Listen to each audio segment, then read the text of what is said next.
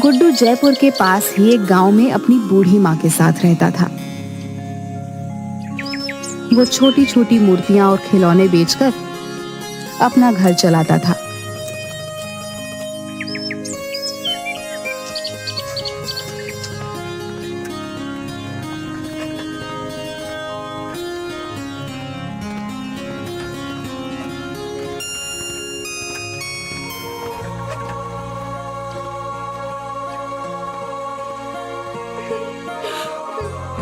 अरे माँ, क्या हुआ? तुम रो क्यों रही हो? बेटा, वो जमींदार आया था। तुम्हारे बाबा ने उससे कुछ 50,000 रुपए कर्जा लिया था। वो अब सूद समेत मिलाकर 1.5 लाख हो गया है। हम इतने पैसे कहाँ से लाएंगे बेटा? उसने बस 2 हफ्ते का वक्त दिया है, वरना ये घर खाली करना होगा।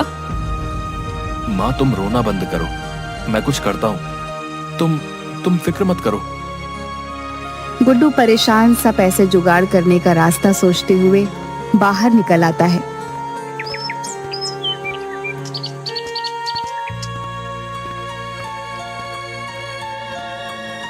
तभी घूमते हुए उसकी नजर एक बड़े से पोस्टर पर पड़ती है। 10 दिन बाद जयपुर शहर में मूर्तियों का एक एग्जीबिशन होने वाला था। उसे एक उम्मीद की किरण नजर आई।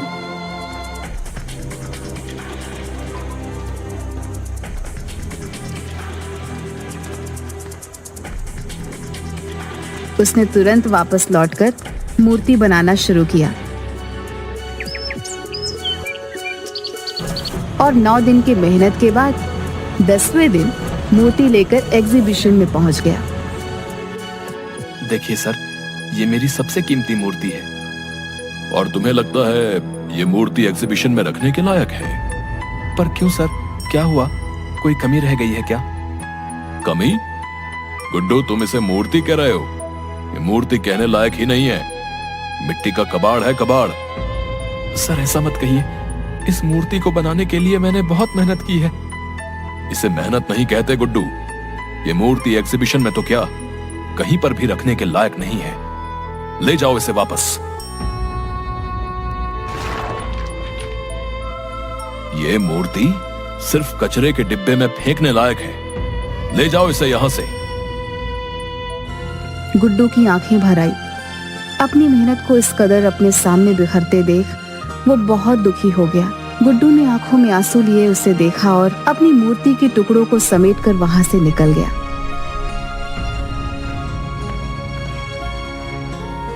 उसके जाने के बाद करण शिंदे खुद से ही बात करने लगता है। सपने हैसियत देखकर पूरे किए जाते हैं, और तुम्हारी इतनी हैसियत नहीं कि तुम इस एग्जीबिशन में अपनी मूर्ति रखो, समझे? चाहे कितनी ही खूबसूरत मूर्ति बना लो, गरीबी तुम्हें कभी ऊंचा उठने ही नहीं देगी, और मुझसे आगे तो तुम कभी नहीं निकल सकते। गुड्डू रोता हुआ बाहर चला जाता है और सोचने लगता है कि अब वो क्या करे। वो माँ से वादा करके आया था, वो पूरे पैसे लेकर आएगा। अब वो माँ को क्या जवाब देगा?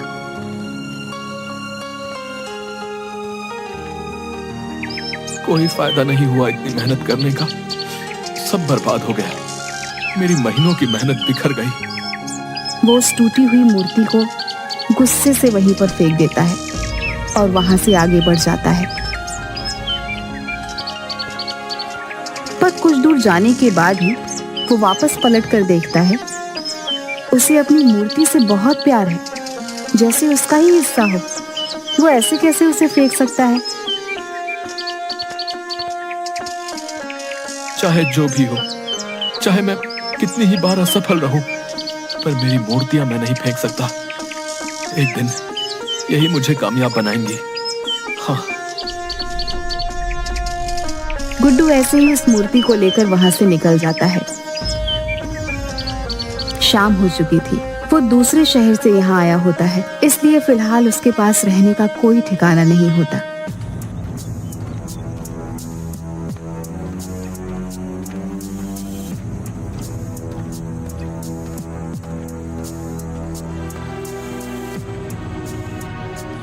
गुड्डू बहुत थक गया होता है, इसलिए वहीं बेंच पर पीठ लगाकर एक झपकी लेने लगता है। गुड्डू काफी देर तक सोता रहता है और फिर अचानक एक आवाज के साथ उठता है। कौन कौन है? पर वहां कोई होता ही नहीं। अचानक गुड्डू की आंखें हैरान से बड़ी हो जाती हैं जब वह अपने सामने अपनी मूर्ति को देखता है। ये मूर्ति तो टूट गई थी, ये वापस ठीक कैसे हो गई? वो मूर्ति के पास जाता है और उसे छूकर देखने लगता है। ये तो सच में पूरी हो गई, पर ये हुआ कैसे? ये तो पूरी टूट गई थी। गुड्डू अच्छे से ऊपर से नीचे तक आगे से पीछे घूमकर उस मूर्ति को देखता है और फिर अचानक खुशी से उसकी आंखें चमक जाती है। ये तो चमत्कार हो गया, मेरी मूर्ति ठीक हो गई, मेरी मूर्ति। गुड्डू खुश होते हुए उस मूर्ति को गले से लगा लेता है। कोई बात नहीं, अगर इस बार मैं सफल नहीं हुआ, पर तुम ठीक हो, ये मेरे लिए बहुत बड़ी बात है। वैसे भी शहर में मैं किसी को नहीं जानता, तो आज यहाँ रुक जाता हूँ, सुबह होते ही चला जाऊंगा। गुड्डू उस मूर्ति को एक पेड़ के नीचे खड़ा करके एक दुकान पर कुछ खाने के लिए लेने चला जाता है और थोड़ी देर बाद जब वो वापस आता है तो हैरान रह जाता है। मेरी मूर्ति कहाँ गई? यही तो थी मेरी मूर्ति, मेरी मूर्ति। गुड्डू वहीं खाने का सामान रख आसपास मूर्ति को ढूंढने लगता है और आसपास देखते हुए उसकी नजर पार्क के गेट पर चली जाती है, जहां मूर्ति के पास एक औरत खड़ी होती है जो ध्यान से मूर्ति को देख रही होती है।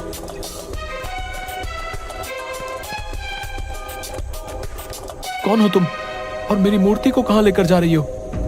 ये आपकी मूर्ति है? हाँ, ये मेरी मूर्ति है और तुम इसे चुरा कर ले जा रही थी? नहीं नहीं, मैं तो यहाँ से गुजर रही थी और इस मूर्ति को यहाँ देखा तो बस रुक गई। मेरा नाम मधु है। झूठ ऐसा बोलो जो पकड़ा ना जाए। ये मूर्ति मैंने पेड़ के नीचे रखी थी। पर मैंने तो इसे यहीं देखा, ये यहीं पर थी। गुड्डू उसे घूरने लगता है। भला मूर्ति खुद तो चलकर आई नहीं है, कोई इसे यहाँ लाया ही होगा ना? मुझे नहीं पता, पर आपकी ये मूर्ति बेहद खूबसूरत है। आपने खुद बनाई है? हाँ, मैंने बनाई है, पर कोई मतलब नहीं है। मतलब क्यों नहीं? कितनी खूबसूरत मूर्ति है ये। ऐसी और भी होंगी, आप इन्हें एग्जीबिशन में क्यों नहीं रखते? कौन रखेगा मेरी मूर्ति को एग्जीबिशन में? वहाँ तो बड़े बड़े लोगों के राज हैं और मैं ठहरा छोटा सा मूर्तिकार। अरे, इसमें छोटे बड़े की बात कहाँ से आई? बात तो तुम्हारे जादू की है। कितनी खूबसूरत मूर्ति है। तुम बहुत हुनरमंद हो। तुम्हारे हुनर में ऐसा जादू है कि मूर्ति बिल्कुल जीवित नजर आती है। हुनरमंद होने का क्या फायदा जब मैं कुछ कर ही नहीं सकता? हम गरीबों की मदद कौन करेगा? ऐसा क्यों बोल रहे हो? अगर तुम बुरा ना मानो तो मैं कल होने वाले एग्जीबिशन में तुम्हारी मूर्ति को रखवाना चाहती हूँ। कल वाले एग्जीबिशन में? पर कैसे? कौन है आप? मधु ने उस मूर्ति को देखा और कुछ सोचने लगी। मैं एक मूर्तिकार हूँ। सिर्फ मूर्ति ही नहीं बनाती, बल्कि उनकी भावनाओं को भी समझती हूँ। और कल ये मूर्ति एग्जीबिशन में जरूर रखी जाएगी।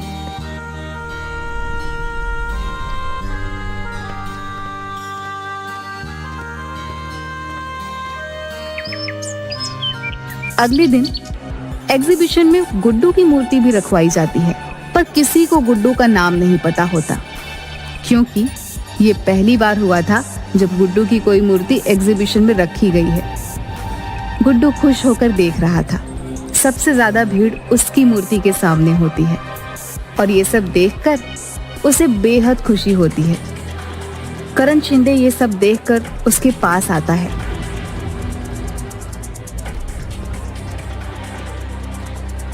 तुमसे कहा था ना, तुम एग्जीबिशन में मूर्ति नहीं रख सकते।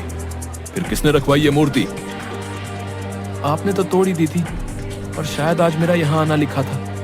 मेरी मूर्ति ठीक भी हो गई और मधु जी ने मेरी मूर्ति एग्जीबिशन में रखवा भी दी। मधु? ये कौन है? एक मूर्तिकार है, यहाँ एग्जीबिशन में है वो। शायद उनकी मूर्तियां भी हैं। यहाँ मधु नाम की कोई मूर्तिकारा नहीं है और ना ही उसकी कोई मूर्ति है। गुड्डू उसकी बात सुन हैरान रह जाता है। वो इधर उधर देखता है पर मधु उसे कहीं नहीं दिखती। वो सारी मूर्तियों को भी देखता है पर उसे कहीं पर भी मधु की मूर्ति नहीं मिलती। ये सब क्या हो रहा है? मधु नाम की कोई इंसान नहीं। फिर वो कौन थी जो कल मुझे मिली थी, जिसने मेरी मूर्ति यहाँ प्रदर्शनी में रखवाई? गुड्डू परेशान सा यहाँ वहां देख रहा था। तभी अचानक उसकी नजर अपनी मूर्ति पर चली गई। मूर्ति का मुस्कुराता हुआ चेहरा देख गुड्डू को याद आने लगा। अचानक उसकी टूटी हुई मूर्ति का जादुई तरीके से ठीक हो जाना, फिर मधु का उससे मिलना, मूर्ति का प्रदर्शनी में आना और अब मधु का गायब हो जाना। उसे याद आता है कि मूर्ति कल अपने आप पार्क के गेट के पास पहुंच गई थी। गुड्डू सारी कड़ियां जोड़ता है और उसे एहसास होता है कि उसकी मूर्ति तिलिस्मी हो गई थी। शायद ये उसकी मेहनत और लगन का नतीजा था। इसका मतलब ये सब मेरी मूर्ति ने किया है। ये तो चमत्कार है। गुड्डू खुश हो जाता है। इतनी में एक आदमी उसके पास आता है। सुनिए, मेरा नाम यश पाटिल है। मुझे आपकी मूर्ति बेहद पसंद आई है। माफ कीजिएगा, ये मूर्ति बेचने के लिए नहीं है। ओह, तो क्या आप मेरे लिए ऐसी ही कोई खूबसूरत मूर्ति बना देंगे? हैं? मेरी पत्नी को मूर्तियों का बहुत शौक है जी। मैं आपको मुंह मांगी कीमत देने को तैयार हूँ। प्लीज मना मत कीजिएगा। हाँ हाँ जरूर, मैं आपके लिए मूर्ति बना दूंगा। गुड्डू को वहाँ कई लोग उस मूर्ति की कीमत लगाने को बोलते हैं, पर गुड्डू नहीं बताता। तो वहाँ खड़े कई लोगों ने खुद उसे मूर्ति बनाने को कहा था और मुंह मांगी कीमत में खरीदने को भी। गुड्डू ने खुश होकर सबको हाँ बोल दिया था और प्रदर्शनी खत्म करके बाहर आता है। तो वहाँ दो आदमी पहले से ही उसका इंतजार कर रहे थे। सर, हमने आज प्रदर्शनी में आपकी मूर्ति देखी, पर आपने कहा वो बेचने के लिए नहीं है। अगले महीने एक स्कल्पचर एग्जीबिशन होने वाला है। क्या आप उसके लिए मूर्ति बना सकते हैं? सर प्लीज मना मत कीजिएगा। जी जरूर, मैं ये काम जरूर करूंगा।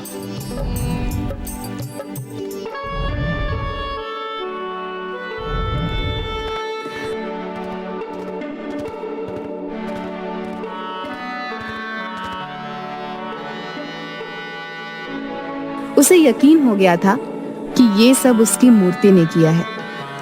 वो लोग 2 लाख रुपए एडवांस भी देते हैं, जिससे गुड्डू जमींदार के पैसे चुका देता है।